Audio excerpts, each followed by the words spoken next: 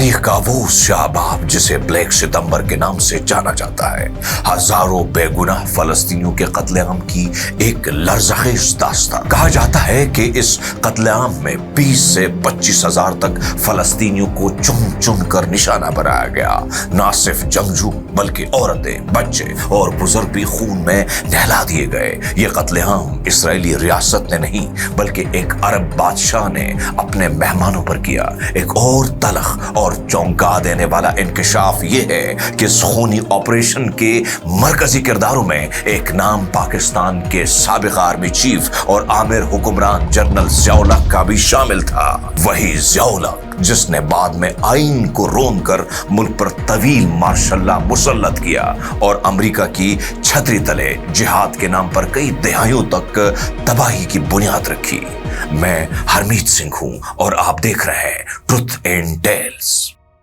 پاکستانی قوم کی ایک بڑی اکثریت شاید آج بھی اس ہولناک حقیقت سے غافل ہے کہ جنرل ضیاء الحق نہ صرف اس قتل عام کے گواہ تھے بلکہ خود اردنی فوج کی کمان سنبھال کر فلسطینیوں کے خلاف گولیاں چلوائیں۔ یہ تاریخ کا وہ باپ ہے جسے مصلحت، خاموشی اور ریاستی پردوں کے پیچھے دفن کر دیا گیا، لیکن خون کبھی خاموش نہیں رہتا اور نہ ہی تاریخ بھولتی ہے۔ 1967 کی عرب اسرائیل جنگ کے بعد ہزاروں فلسطینی اردن منتقل ہوئے اور فلسطینی لبریشن آرگنائزیشن کے بینر تلے اسرائیل کے خلاف مسلح جدوجہد تیز کر دی، لیکن جلد ہی اردن کی حکومت، خاص طور پر بادشاہ حسین کو یہ تحریک اپنی بادشاہت کے لیے خطرہ محسوس ہونے لگی۔ فلسطینی تنظیموں نے عمان سمیت کئی شہروں میں ریاست کے اندر ریاست کی شکل اختیار کر لی تھی۔ ستمبر 1970 میں بادشاہ حسین نے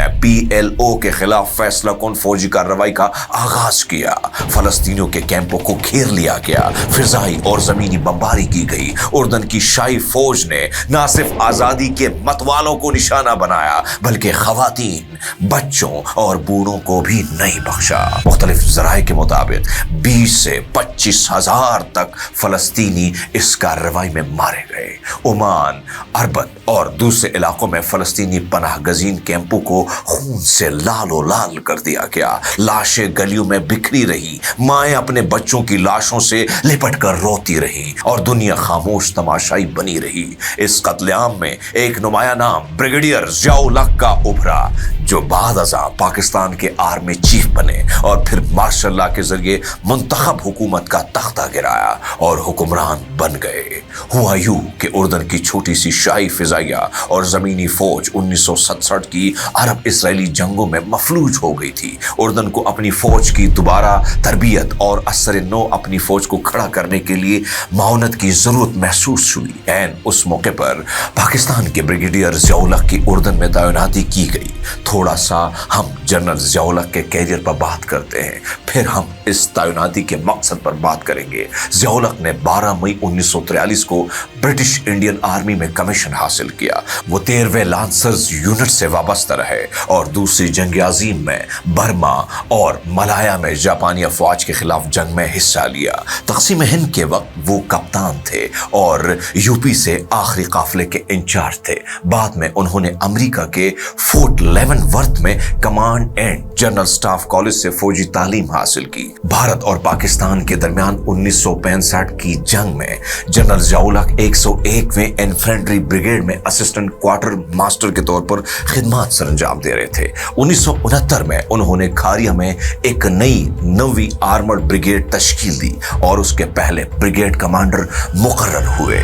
اب آتے ہیں اس کی اردن میں تعیناتی پر۔ ان کے ملٹری کیریئر کا ذکر بھی اس لیے کیا تاکہ معلوم ہو سکے کہ انہوں نے برطانیہ کی گود سے آغاز کیا اور امریکہ کی گود میں ترقی پائی۔ بہرحال اردن میں تعیناتی پاکستانی حکومت اور افواج پاکستان کی اعلیٰ سطح منظوری سے ہوئی۔ اس وقت کے صدر جنرل ایوب خان کے دور میں پاکستان عرب ریاستوں کے ساتھ قریبی دفاعی تعلقات قائم کر رہا تھا۔ پاکستان نے برادر مسلم ممالک کی مدد کے لیے فوجی مشن اردن، سعودی عرب اور لیبیا اور دیگر مسلمان ممالک بھیجے۔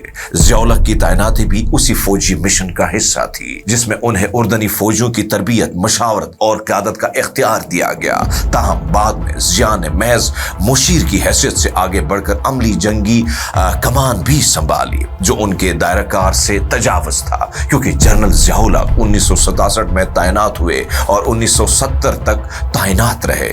اسی دوران انہوں نے اردن کی فوج کی مکمل تربیت کی اور اسی دوران ایک خونی آپریشن کی منصوبہ بندی ہوئی جس کا ذکر ہم پہلے کر چکے ہیں، آپریشن بلیک ستمبر، جس میں جنرل ضیاء الحق نے عملی حصہ لیا۔ ہم جب یہ بات کر رہے ہیں تو یقیناً ہمارے پاس اس کے واضح ثبوت ہوں گے جنہیں ہم نے آپ کے لیے اکٹھا کیا۔ وہ حقائق اب آپ کے سامنے رکھتے ہیں جو کہ ہمارے دعوے کو ثابت کریں گے کہ جنرل ضیاء الحق فلسطینیوں کے قاتل تھے۔ امریکی انٹیلیجنس ایجنسی CIA کی آفیشیل ویب سائٹ میں دیے گئے ڈاکومنٹس میں بھی بریگیڈیئر ضیاء الحق کا کردار اس ضمن میں بتایا گیا ہے۔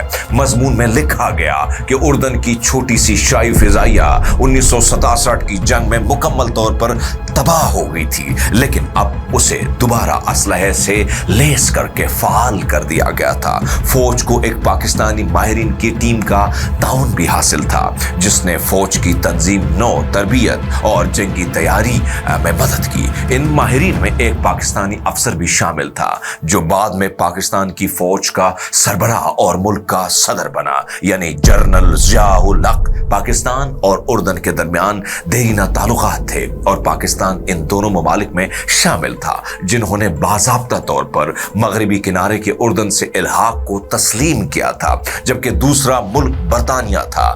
اسی ڈاکومنٹ میں آگے چل کر یہ انکشاف ہوا کہ CIA اور اسرائیل کے ساتھ فلسطینی مزاحمت کے خلاف آپریشن کی بھرپور مشاورت بھی کی گئی۔ یہاں ایک مرتبہ پھر جنرل ضیاء الحق کا ذکر کیا گیا۔ آپریشن بلیک ستمبر میں ایک حد تک پاکستانی افسر جنرل ضیاء الحق کی مدد کو بھی ایک مددگار ہاتھ قرار دیا جا سکتا ہے۔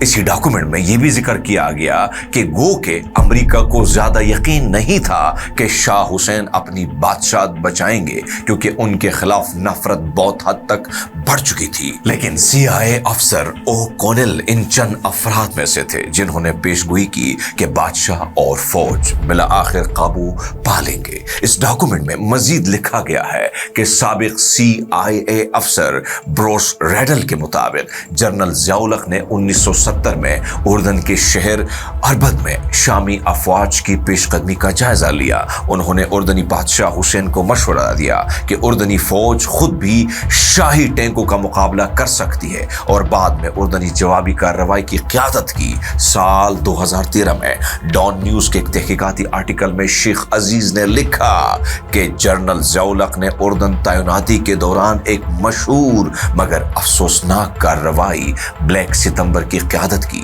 جو کہ اردن میں فلسطینیوں کے خلاف کی گئی تھی۔